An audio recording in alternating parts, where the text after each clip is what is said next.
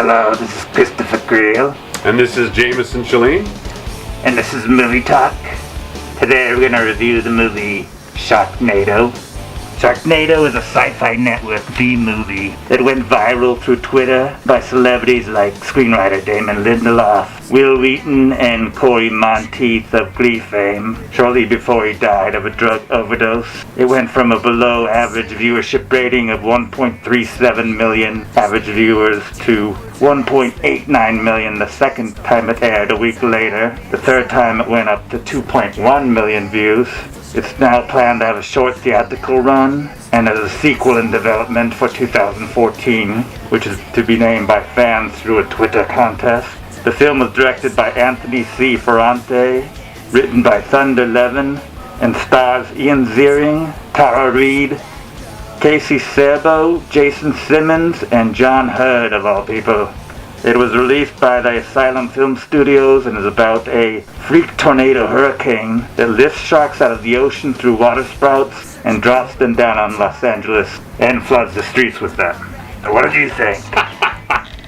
Well, I'm a fan of bad movies. I'm a fan of bad science fiction, and I enjoyed myself. I had a great time. I mean, if you are a lover of fine cinema, like Remains of the Day, Howard's End, you know, like the kind of just like really refined cinema, then this is probably not for you. But if you don't really care, I mean, it's got plot holes you could fly a great white through. What do you think the chances are of that happening in life?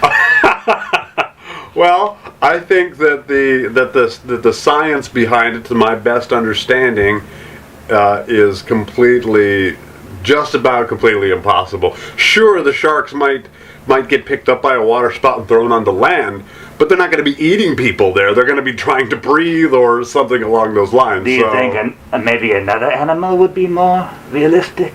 Another animal that could be pulled from the ocean? Octopi. They're the scariest of all marine animals. What about whales, though? If whales would drop down on the city? That would kill. Okay, now that would kill a lot of people just from the sheer force of the weight of the freaking thing.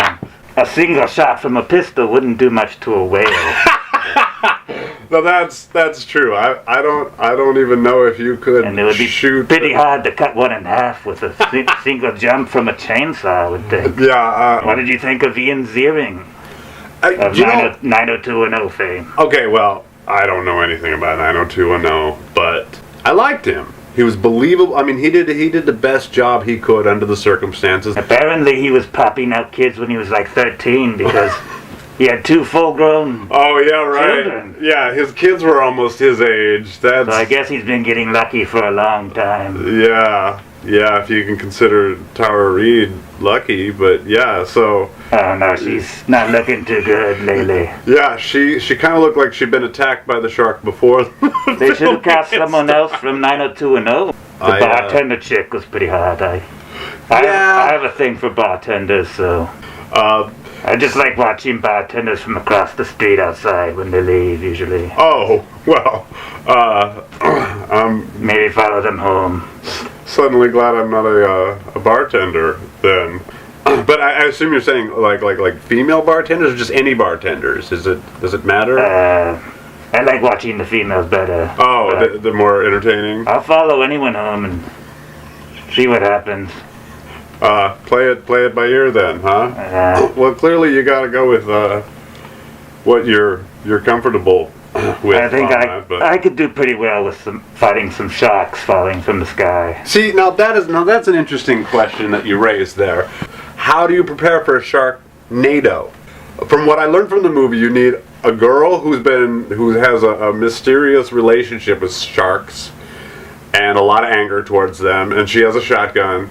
There's a lot of girls that have similar relationships with me, though. Oh, they have an odd relationship? I mean, a family went missing because... Oh, okay, right. So they hold the same kind of anger. So what? So would that be? Would a clown-nado be more terrifying than a Sharknado? I think so. You know what? I think so too. Honestly, sharks falling from the sky, that's pretty bad. But clowns falling from the sky, you're going to need to find a new place to live. A Tara Reid-nado, that would be scary. I wouldn't want to see a bunch of that falling from the sky. Yeah, that would be a lot of well, you know, also it would be a lot of mess to clean up. I think a lot of Tara Reid mess to clean up, and all those sharks had to have died. Like they couldn't just, you know, get up and walk back to the sea. But they kept fighting for a while there. Boy, yeah, they were hungry. Those sharks they were like really, really hungry, and They remind me of myself. One of them was really good at navigating the tornado. He was really good at aerodynamics. You've been in a movie yourself. Yeah, I have. That was Stripperland. That was pretty. That was like a stripper-nado almost. It was almost a stripper-nado.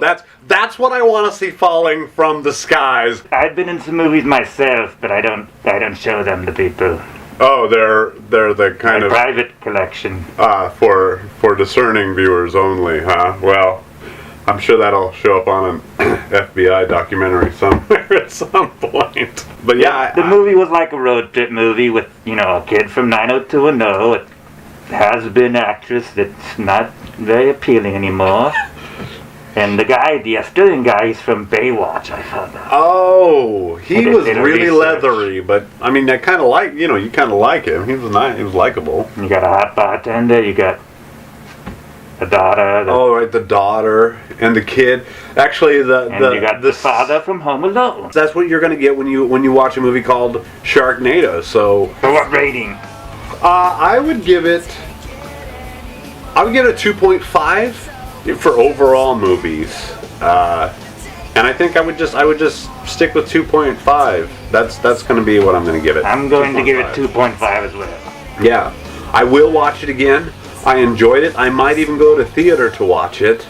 It has that cult following kind of feel to it. That B-movie drive-in type. Yeah, like Rocky Horror Picture Show, that kind of thing that you can really just enjoy over and over again. I felt that the storytellers, the people who put the movie together, were pretty good at, you know, telling a story that was cohesive and was moving in a specific direction, even though ridiculous things might happen that scientifically are ridiculous.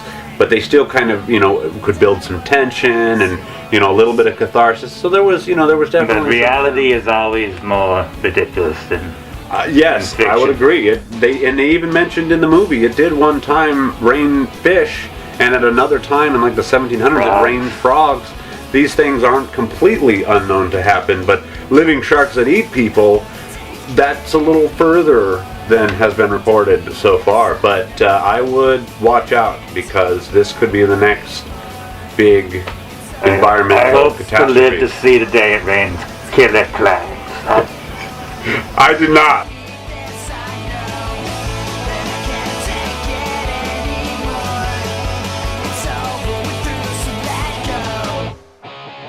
I got no problem with clowns in and of themselves. Like, you know, people hate clowns. Not everyone's so pretty, though.